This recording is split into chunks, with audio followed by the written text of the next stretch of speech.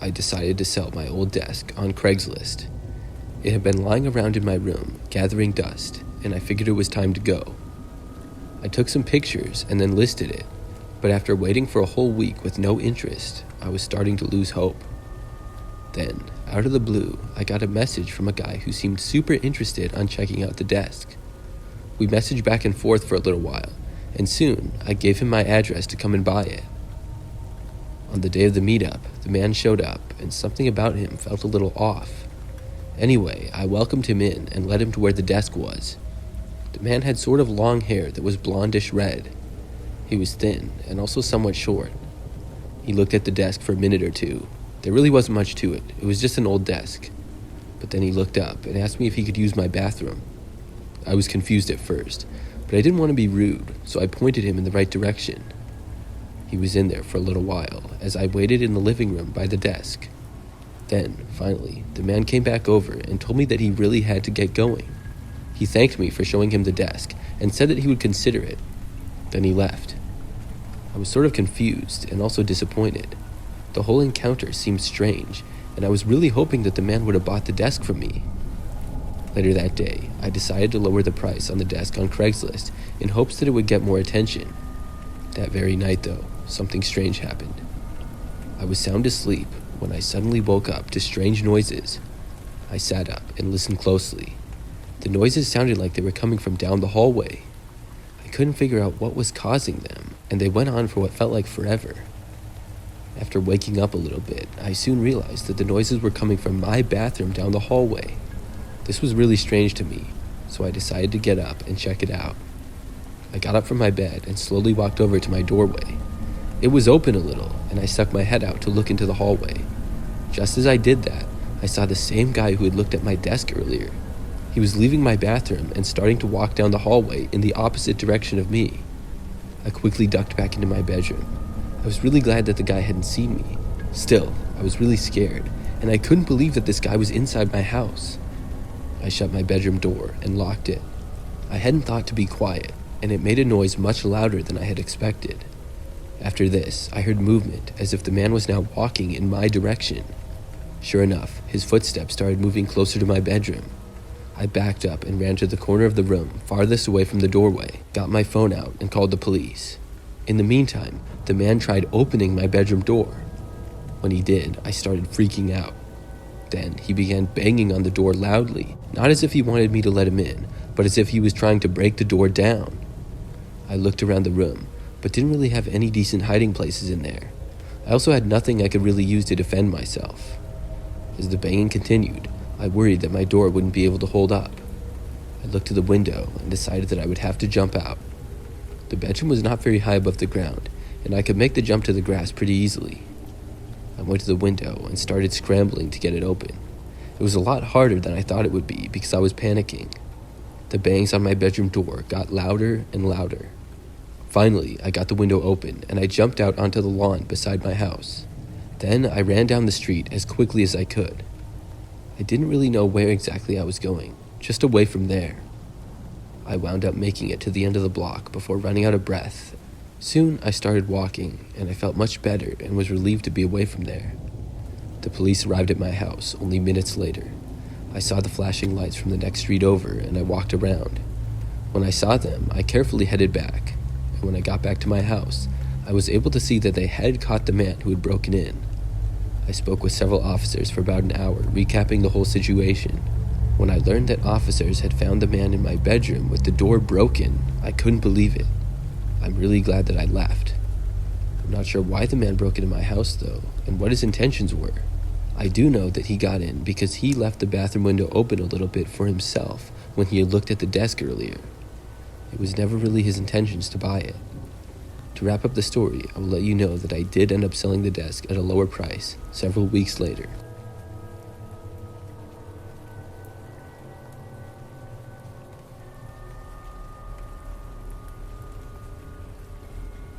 I was in the market for a new car and decided to check out some options on Craigslist. After browsing through a few listings and even test driving a couple of cars that didn't quite meet my expectations, I stumbled upon one that seemed like a good deal. The ad boasted about how the car ran great and had no issues, and the price was also very reasonable. I contacted the seller, and we agreed to meet at a local park so I could take a look at the car. When I arrived at the park the next day, the man who owned the car came across as really creepy right from the start. I had a strange gut feeling about him, but I didn't want to jump to conclusions just yet. I looked around at the car from the outside and asked very basic questions. The man answered them for the most part, like how the gas mileage was and things like that. I just really wasn't sure about it though for some reason. We both stood near the car, and the man insisted on demonstrating how well it ran. He didn't offer for me to take it for a test drive though. Instead, he asked that I get in the passenger side of the back of the car and he would drive. I saw that the front passenger seat was like folded up almost, and also up against the glove compartment. The man explained that the seat had broken and was stuck that way, but it would be very easy and cheap for me to fix it. He also told me that he would let me drive, but he had once had a car stolen from him in the past and is very protective of his things. I remember him also saying he was sure I was a good person, but he had to play it safe. These things obviously came across as a little bit strange to me, but I believed both of his explanations and I got in the back. Then we took off. As soon as he started driving, I realized very fast that the car wasn't in the condition that it was advertised online. The engine made a really weird sound, and the overall performance was far from impressive. It was clear that the car was nothing more than a junker, and the guy was seeming sketchier and sketchier by the second. I was really disappointed, and I mentioned the strange noise the car was making. The man kept on driving, almost as if he was trying to prove to me that it was a decent vehicle, and he told me that the noise was nothing and to not worry about it. I started to feel uncomfortable, and I wanted the ride to end as soon as possible. He kept driving for probably 10 more minutes though. As the ride continued, I decided to speak up. I told the man that the car wasn't what I expected and I wanted to return to the park. He agreed and started to turn the car around, and I was happy for this test drive to finally be over with. But the guy didn't keep going back the way we had came. Instead, he turned off to another road that I knew wasn't right. The roads that we were on were also very quiet. I told him I really have to be somewhere, hoping that he would finally listen to me. Instead, he turned to me with a sinister grin and said, "No, you're coming with me." My heart sank as the car continued to speed along, and the fact that we were in an area that I didn't know anymore made me increasingly worried. I had no idea where we were heading. Wow, I'm being kidnapped. This is real, I thought to myself. The situation was spiraling out of control, and I had to think fast to find a way out of it. Suddenly, luck seemed to be on my side, as the car's engine started making terrible sounds, even worse than before, and then smoke started to come out of the hood. The man pulled the vehicle over to the side of the road. He was frustrated, and he locked the doors and got out to examine the engine. There was a child lock on the back seat, so I couldn't get out. If I could get up to the front seats, though, it would be possible. But the man was right there, and I probably wouldn't be able to get past him. He would see me moving to the front. I sat there for a moment as the man fumbled around with the engine. Then I noticed a truck coming up behind us on the quiet road that we were on the side of. An opportunity presented itself to me. As the truck stopped behind us, I quickly jumped into the front driver's seat and unlocked the doors. Then I jumped out and was just feet away from the man. He started to try and stop me, but I ran in the opposite direction towards the truck behind us. The guy driving the truck looked really confused, but ended up letting me in. I told him what had happened, and the police were called. Meanwhile, the man got back inside his car and tried desperately to start the engine and drive away, but the car still wouldn't start. Eventually, he ended up just getting out and running off into the woods. I sat inside the big pickup truck with the driver, watching the whole time. The police got there about 5 minutes after the guy had ran off into the woods. They were able to find him and picked him up in about 15 minutes. I'm really grateful that the truck happened to be driving by when it did, or else I don't know how I would have gotten away.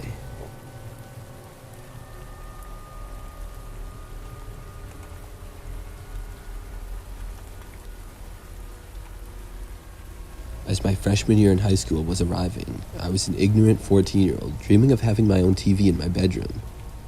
I remember asking my parents many times, but they would always say the same things. They didn't have enough money, and it wasn't good for me to play video games all the time anyways. Their solution? If I wanted a TV so badly, I could buy one myself. The only problem was that I couldn't get a job because I was only 14, and I had no money. I remember searching around for jobs, but I just couldn't find anything, because you had to be 16. Then I got another idea. I realized that on Craigslist, lots of people gave away stuff for free. I started secretly going on every single night and began scouring the free listings for a TV. Figured if there was an actual working TV that was good, it would probably go pretty fast. A few weeks went by with nothing. There were a few possibilities, but they either seemed really sketchy, were too far away, or the TV was broken. Finally, at last, I found one that seemed perfect. The TV was not super big or new, but definitely good enough for me. It made me excited when I found it, and I contacted the owner immediately. I waited for the rest of the night for them to respond, but they didn't. I was worried somebody else had picked it up, but the next morning, I saw that they got back to me and told me that I could come pick it up that night if I wanted. This made me really excited, and I told them that I would.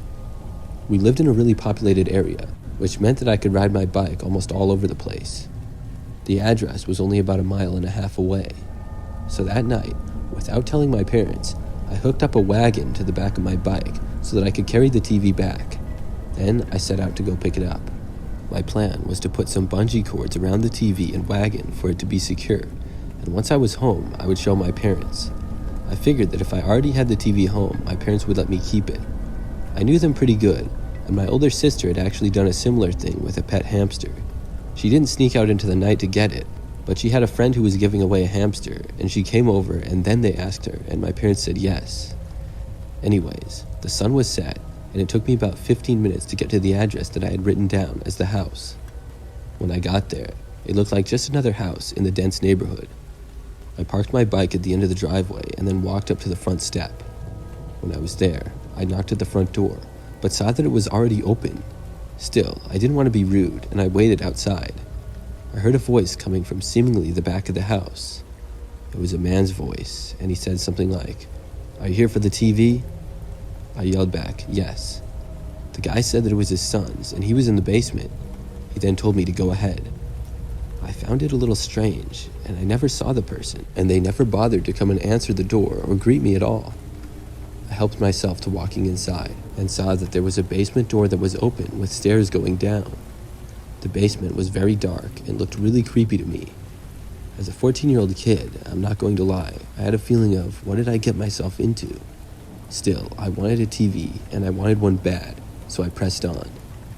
I started walking down the stairs into what appeared to be an unfinished basement. It was just so dark down there, like none of the lights were on. I wasn't really sure what to do. The stairs creaked as I walked on them, and I neared the base. When I got probably 2/3 of the way down the stairs, I heard a sudden noise in the basement. It was like somebody running, but I couldn't really see. I stopped where I was and looked around. Then, finally, I saw them. Some guy was sprinting towards me from the other side of the basement. He looked insane. I turned around and ran as fast as I could back up the stairs. When I had almost made it all the way back up, I heard the man running up the stairs behind me. I got back up to the main level of the house and then bolted out the front door. I ran all the way back to my bike and got out of there as quickly as possible. I didn't see anybody leaving the house, but I also didn't stick around very long to find out. I rode my bike with the wagon attached to it as fast as I could back home. The wagon slowed me down, but luckily I wasn't chased or anything. I got back home and told my parents everything. I thought that I was going to be in trouble, but they were surprisingly nice about it. I think they were just really glad I was okay. They went on to find the listing and reported it, and I think that they reported it to the police as well. They told me not to worry about the situation anymore. Moving forward, if I wanted to find something on Craigslist, my parents told me to let them know, and they could possibly go with me. I did end up getting a TV not too long after that.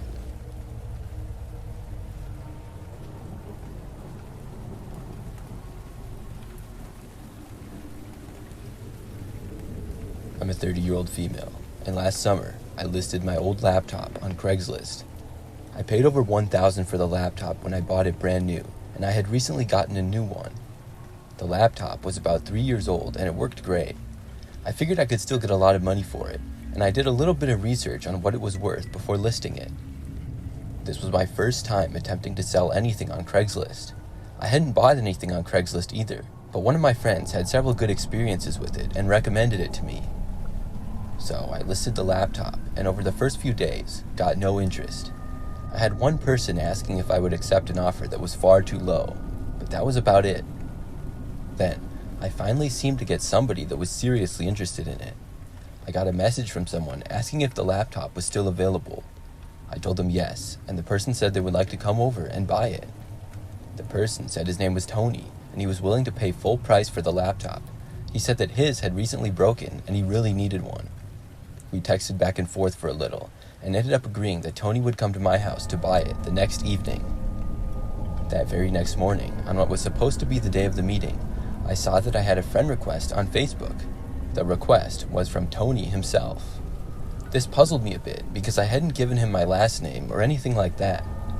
I went onto Tony's page to look at him, and to be honest, he really gave me the creeps. From the things he posted to how he looked, I suddenly had a bad feeling about him. I started to realize that I had invited this guy to my house, but luckily I had not given him my address yet.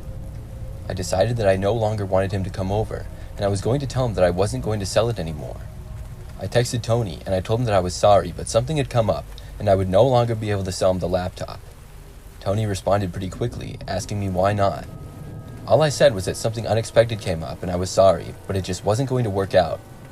Tony then texted me that he was still going to come over. This made me worried. I told him that he did not need to come over anymore, and after I texted that, he didn't respond. I also declined his friend request on Facebook. I hoped that he would get the message and would not ask to come over again. A few hours went by, and day turned to night, and I was feeling better about the whole situation. I had not heard from Tony at all. But at about 8 p.m., I got a text message from him. It said, "I'm here." Suddenly, I had a terrible feeling. Was he actually here? How did he know my address? I crept over to the front window and looked outside. I saw a car parked outside, on the side of the street right in front of my house. The driver's door opened, and sure enough, Tony was there and walking out. I decided to pretend that I was not home. Most of my lights in the house were off because I had been in the other room. Tony walked up to the front step and then knocked on the door. I remained where I was and did not even think about answering it. He waited and then knocked again. This went on for probably 5 minutes. I was just hoping that he would finally give up and leave.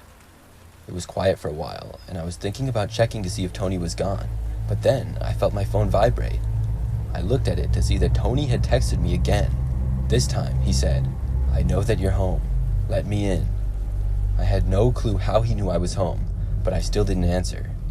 Then, about a minute later, he tried calling me. After I didn't answer his phone call, he started pounding on the front door.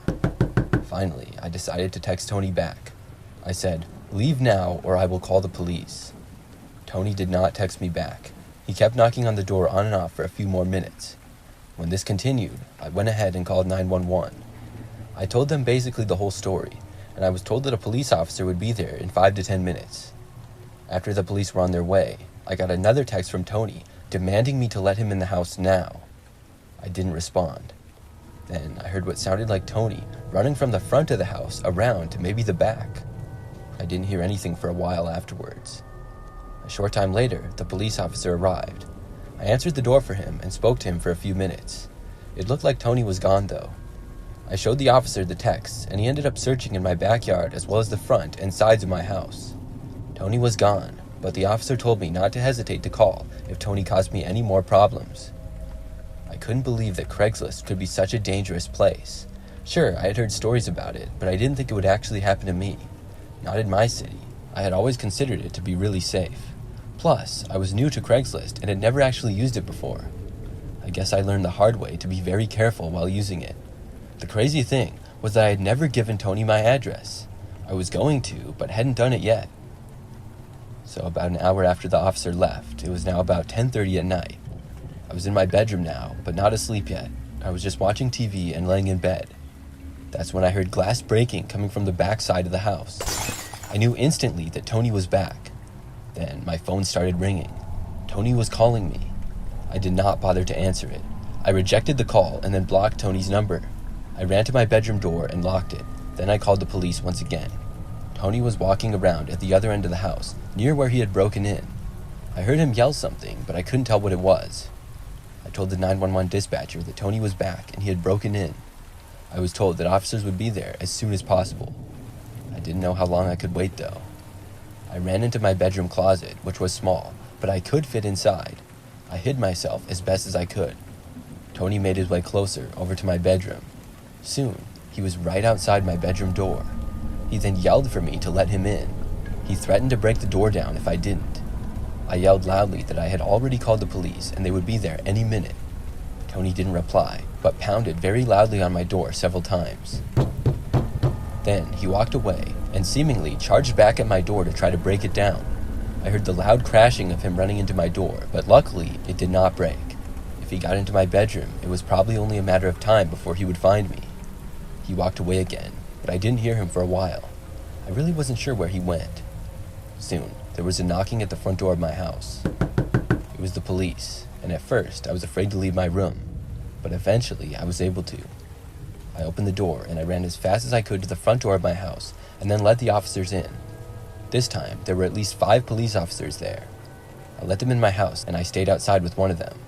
They were in my house for quite a while before finally coming out with Tony. He had been hiding inside, in the attic. This gave me chills when I heard it. He had gotten away the first time the police showed up, but luckily not the second.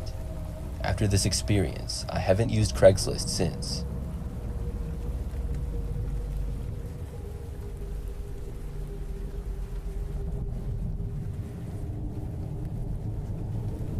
A few years ago, I was in the market for a new car. By new car, I mean newer than the one that I was currently driving at the time. My car was over 20 years old and would occasionally break down.